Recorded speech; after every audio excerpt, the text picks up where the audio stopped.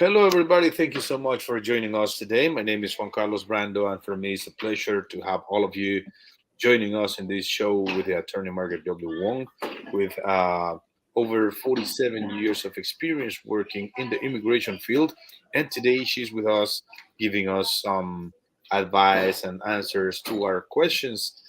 She's live from the city of Cleveland. Today, I'm in the city of Houston, Texas, and well, for me, it's always a pleasure to be able to have the attorney answer your immigration questions. So if you have any questions, please write it down in our show, and the attorney Margaret W1 will be answering all of your questions. Um, so let's welcome the attorney Margaret W1. Hello, Ms. Wong. How are you doing today? I'm doing very, very well, and thank you. Thank you so much, Ms. Wong.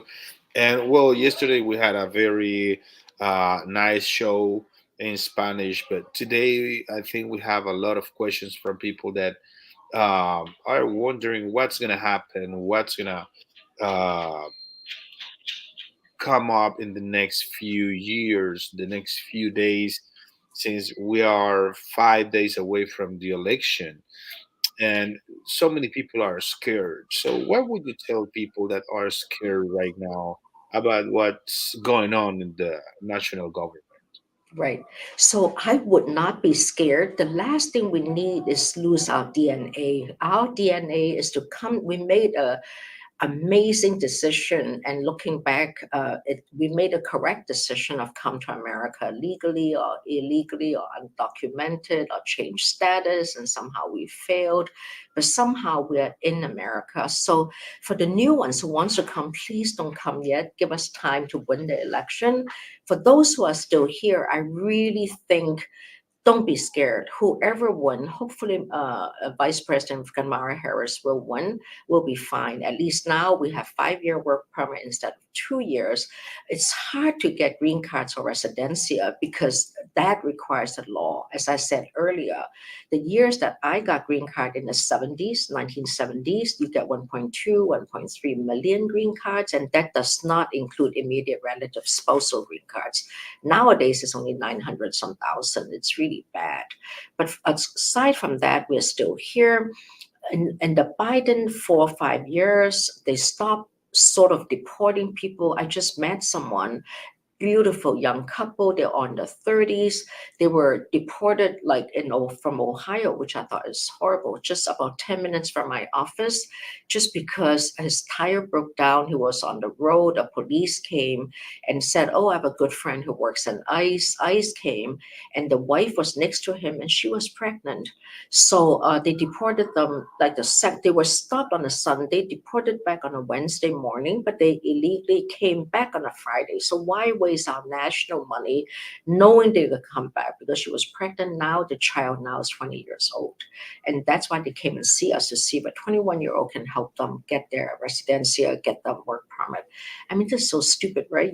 You waste your officers' money on a Sunday when people should be going to church, and take a day off. You deport people, put them in jail, for you have to pay for all the jail costs, the lunch, the breakfast for a pregnant woman. And I think we are lucky they did not even, not that they want to sue us, they just came right back illegally, like in a week. So now the boy is 21 years old. Actually, the boy is doing really well. So, but these are cases that I look at, and you just can't help but to say, what are we think we are doing, or what? Because officers want that bonus. Officers want that clamor from the boss. Oh, we deported 10 people this week. We deported 100 people this week. So adding up is a lot. But why deport? You know they're going to come back. I mean, these people, they just keep coming back. And so the more they come back, the more in jail they commit suicide, a lot of mental issues. We are lucky in this case, the beautiful family, the kids were normal. You have kids who are raised by, parents who are so scared that they're paralyzed. So kids became very scared and not healthy. Yeah, thank you very much, Miss Wong, for these comments. And yeah, so many people are scared about what's going on, and we know that some people suffer about anxiety. That they are just thinking about the future, and there is something that for sure we need to know is that if we do things correctly, if we don't break the law, uh, where we don't get in trouble with any kind of issues like DUI or driving without a license. We just need to be careful not to be targeted by the government to be deported. So if we get to do that, I think we have a good way to get over some stuff. So if you have any questions, please write it down. The attorney Margaret W. Wong will be answering, and also the phone number to make an appointment in your city is 216-279-3984. 216-279-3984. We have the first question coming in, Ms. Wong, and it says, hi, Mrs. Wong. What do I need to apply for a work visa if I have 245I? I want to file labor certification. Okay, so you have did your family filed I-130 for 245I, or you had a patron who filed, or boss who filed for a 245I? So now you want to file new labor cert, you need a new boss or go back to the old boss. Actually, you don't even need the old boss or a new boss if your old boss have I-140 approved. So I presume you only have the I-130 filed or labor cert filed, but no I-140 approval, I-130 approval. So you need to file a new perm. The old law is labor cert, the new law is perm labor certification. It takes about 1.5 years now. There are three steps. The prevailing wage is about 7 months. The advertising period is between 90 days to 180 days. And then the filing period for the approval is about 7 months. So it's about 1.5 years for approval. The filing date of the labor cert is your priority date for the I-140. If you are from anywhere in the world except India, which is a wait of 10, 12, 15 years, or from China, which is a wait of 4 to 6 or 7 years. Like if you're from Latino countries, it takes 2.5 years to get a labor cert, green card, with the 245I case. Okay, thank you very much, Ms. Wong. So this is interesting, and the 245I cases, not many attorneys know about this, but Ms. Wong, I would say she knows a lot about 245I cases. So if you qualify or not, just give us a call. The phone number is 216-279-3984. Talk to the attorney, Margaret W. Wong, and she will give you an answer about these kind of questions that you may have regarding to your immigration case. Don't forget, 216-279-3984. Um, Good afternoon. I am from Pakistan. I am a model. I am Christian. I can go back to my country. Is there a visa that can be good for me? I don't know if you came legally or illegally. If you came legally, there is a H-1B for modeling, fashion design, and stuff like that. I don't know if you have a degree, but H-1B covers fashion. I presume you want to do asylum because Pakistan is a very Muslim country, and you're a Christian. I don't know if you're a woman or a man, and you're a model. I don't, so it depends if you're a woman or man. So I presume this is an asylum question. So make sure you don't. So there are two ways to do it. If it came legally, I really do recommend people to, if you want to stay, do an extension of stay on a tourist visa or do a change of status to a student visa. But if you want to file asylum, the asylum has to file within a year. And I presume it's an asylum. But if it came illegally, the only way to do it is to do the asylum or wait for 10 years and do the 10-year cancellation. Um, Nowadays, coming illegally is a lot more difficult than years ago when people come illegally in those years, because people don't really care if you have a job offer or not, a social security or not, they just hire you. Nowadays, it's difficult. Okay, thank you so much, Ms. Wong, for this answer. Don't forget the phone number is 216-279-3984, 216-279-3984, and she has offices in 7 cities of the United States: uh, Atlanta, Chicago, Cleveland, Columbus, Nashville, New York, and Raleigh, North Carolina. And the phone number is just one phone number: 216-279-3984. The next question is high 589 case for Ghana. How long is it taking, and can I win the case? Uh, it depends on everything is controlled by the story, the narratives. Try not to lie because nowadays immigration is pretty tough on those 589 interviews. They always ask, how come you didn't file within a year? It used to be about, I didn't know there's such a relief. It's not good anymore. So you still need to give a good reason. Ghana is a horrible place. On the other hand, the aside, it doesn't mean just because a country is more socialist or terrorism that you can win asylum. It's the story that counts. You have to have the connection, the nexus between the story and the harm. You also have to only go on five things. So, for example, me and my boyfriend are always fighting. You can go on violence and abuse, and the police doesn't have the essence of the police. But you cannot just because, you can also go on because I'm a woman, I'm persecuted, but you cannot go on private acts. So if it's just a normal fight, private acts is not government acquiescence. But if you report to the police doesn't care, and the son and the boyfriend is a son of a big minister. So those, then it gets into asylum claim. If it's just my boyfriend beating me up, that's not enough. Okay, thank you so much, Miss Wong. Don't forget, the phone number is 216-279-3984. 216-279-3984. What is a good income to request my mother and father? I am U.S. citizen for Uh, marriage. if you alone work, 26, 27,000 is enough, even though it's two people. But I would do about 45, if you don't mind, 45, 46,000, 48,000 a year. Okay, thank you so much, Miss Wong. And another person here is asking, um, what are the requirements to be able to file for a PIP? Okay, you have to three requirements. You have to marry before June 17th of 2024. You have been illegally in America for more than 2 years, and you have to have come to America illegally more than 10 years ago.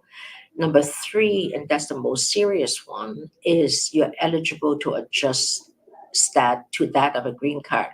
If you come illegally, and but for you come illegally, you can get a green card. That means that even though your criminal records, those criminal records will not hurt you from getting a green card. That's the hardest part because if you came illegally, you won't get the green card, right?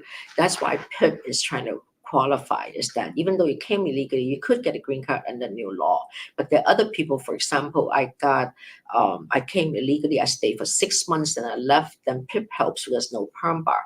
But if I came for 12 and a half months and I left, I came back illegally, that's what we call permanent bar, perm bar. So it doesn't help. So, but if in doubt, file it anyway because you don't want to regret. Okay, thank you so much, Ms. Wong. Don't forget, the attorney Margaret W. Wong has been working on this field for over 47 years, starting in 1977. And she had she started studying and doing all her career in 1969. Now she has been working on the immigration field for over 47 years, and she helps thousands of families every single year to get an immigration relief. So if you have any questions, please feel free to write them down or just give us a call and set your appointment in your city. The phone number is 216-279-3984. 216-279-3984. The next question is, um, my son is in the army. Um, I entered through the border 2 times. Can he file for it? First, file the PIP. Second, do a FOIA, see what happened. If you only came in, you were kicked out. You came in, you were kicked out. If it's a expeditious removal, probably it doesn't help because there are three ways to kick someone out. One is expeditious removal. I just met someone from El Salvador this morning. He clearly had expeditious removal because he was not kicked back to Mexico. He was kicked out to El Salvador. That's expeditious removal. So I would do a FOIA just to confirm it's expeditious removal. Number two is once you get the FOIA, you want to look if it's voluntary return, then there's no deportation. And if he's only here for 2 months and VR'd, not VD. VD is voluntary departure. VR is voluntary return. If you're deported on land, is a VD. Not deported. If a voluntary departure on land is a voluntary departure. If it's a VR, that means that voluntary return, that's at the border. All right. So there's two sets of law. You have, if you're removed on the border, it's more 212. The law is under the section 212. If you're deported from land, is section 237. So it depends on how two times. So if you came in once, a year later deported, you came back, that's definitely a pay bar. You cannot get a green card except when 10-year cancellation on U visa or S or T. Those are more the side cases. I hope I answered your question. But if you were only voluntary return is less than 360 days, absolutely do PIP because the Army is a PIP, PIP. I would still do it anyway. If they approve it, then we'll figure out the next step. Okay, thank you very much, Miss Wong. I'm sorry there's a little background noise here where I am, but I'm just trying to get over that here in the room that I am. Okay, so the next question is good afternoon. We've been married since August 2024. My spouse doesn't want to file for me. Mhm. Meanwhile, she's always asking me for financial support. What can I do? So this is why I always meant, and I talk to a lot of friends about it, is love should be equal. It should not be in the back of my head, oh, I need my green card. I better be nice to her. She's going to kick me out. And the more you're afraid, the more, I mean, people are animals. We are a human race. When they see weakness, they jump, That's why I guess the churches are so mean because they don't like to show they're weak. People are like that. When they see a hole, they'll attack it. That's human nature. But love should be equal. It shouldn't be, oh, you need my green card, you're to support me more. Then why am I sleeping with you? I might as well pay someone to get me my green card, right? Even though it's against the law. So this is so wrong. On the other hand, you only married in August. So why did you marry her in the first place? We go back to time and say, why did I marry her? Why did I propose? So this is tough.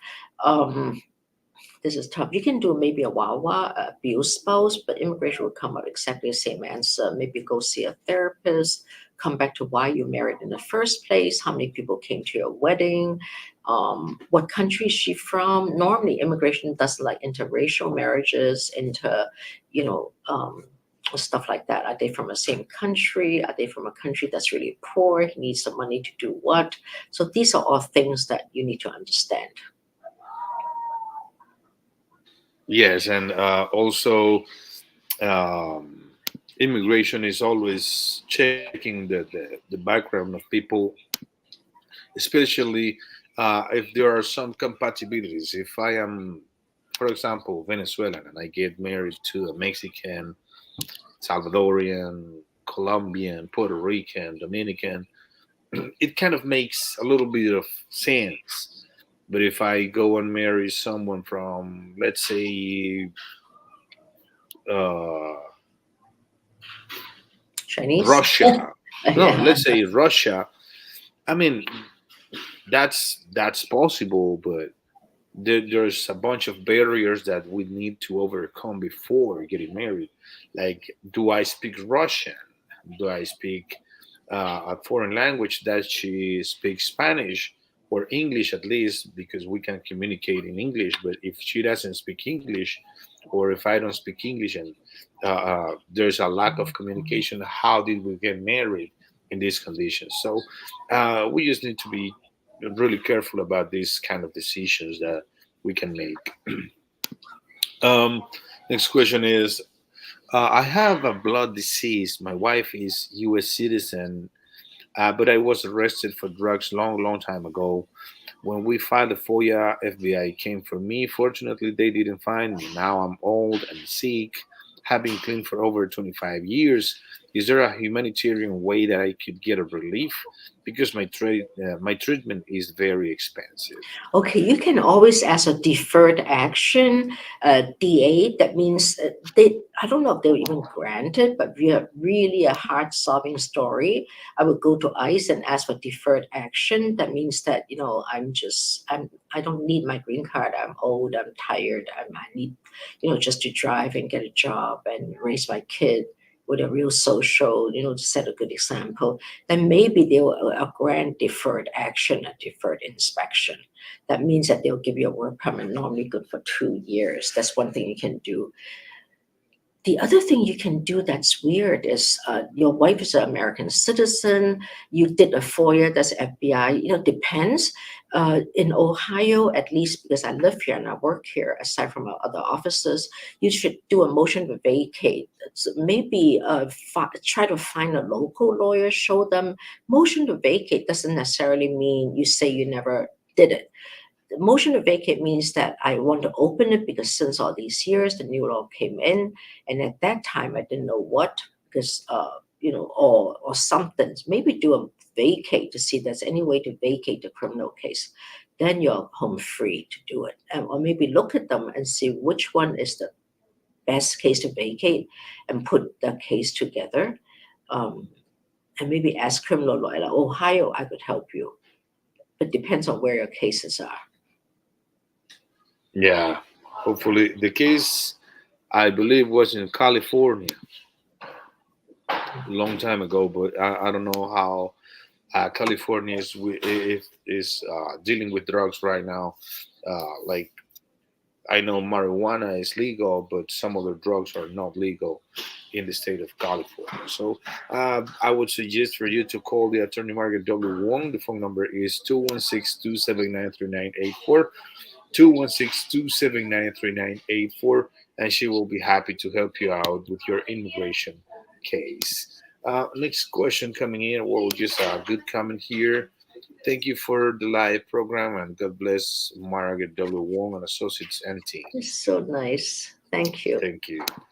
Okay. Good morning. How many people do I need to hire to be able to file for investment visa? Good question. There's two kind of investment visa. I don't know what country you're from, but investment, if you, for example, you're Indian national, you went to Canada, became Canadian citizen, for an E2 visa, to get for the extension of E2, maybe just one or two people, because if you do L1A, and then after 9 months, do an extension to L1, do an extension of the L1A, and now you can file for green card. That's a EB13, EB1C. You should hire at least 4 or 5 or 6 or 7 people. Depends on how you're going to sort. For EB1C, you hire maybe 6 or 7 people. For EB5, 10 new jobs, but you need to hire economists and business people to write a business plan to say, if you buy empty land and build a motel, this is the amount of people that you need, and buy 10 cups of coffee every day, 5 cups of soda every day. That adds up to how many, half of our people. So those are cases. So it depends. EB5, you don't really need to hire anybody if you join a regional center. EB5, direct investment, you have to create 10 jobs. L1A, 4 or 5, 6 or 8, depends on the gross sales and the gross turnover and the profit margin. But the job as an executive and managerial, that's an E. For E2, there's no vehicle to get a green card. So for perm, you don't need to file anybody. So it depends on this. This is a very good question, but also depends on what visa you are applying for. Is it an E2, L1, or green card, or investment green card, or EB5, or something like that? Okay, thank you so much, Attorney Margaret W. Wong. Don't forget the phone number is 216-279-3984, 216-279-3984. Hi, I was born in Venezuela. My dad filed for asylum 10 years ago. Now I am avionics engineer, just graduated in college and got a job with an airline to filter planes. How can I get my green card? Also have TPS, and I believe my dad filed asylum before 6 months after arriving in the US. Right now I am 23. So for now, you definitely, because your father said yes on his asylum, I'm pretty sure he filed an affirmative asylum. If you want to do your own asylum, you use the father's receipt and show them the one page, because asylum, you don't have to show immigration everything because it's none of their business. Asylum proceeding should be privileged. That means it's a secret, all right? So you can file your own asylum, use that one page to say yes, and use the father's receipt and use a birth certificate to show he's a real father and stuff stuff like that. So you have a 1 year filing. There's a way to do it. A lot of people do this actually. But anytime your father won, you also won because you were under him. I hope you maintain a work permit. Um, Another interesting thing is there's a D3 visa now that a lot of lawyers are talking about, or those Harvard University. D3 means that you came to America illegally, undocumented, or you become undocumented. Now you get a job offer.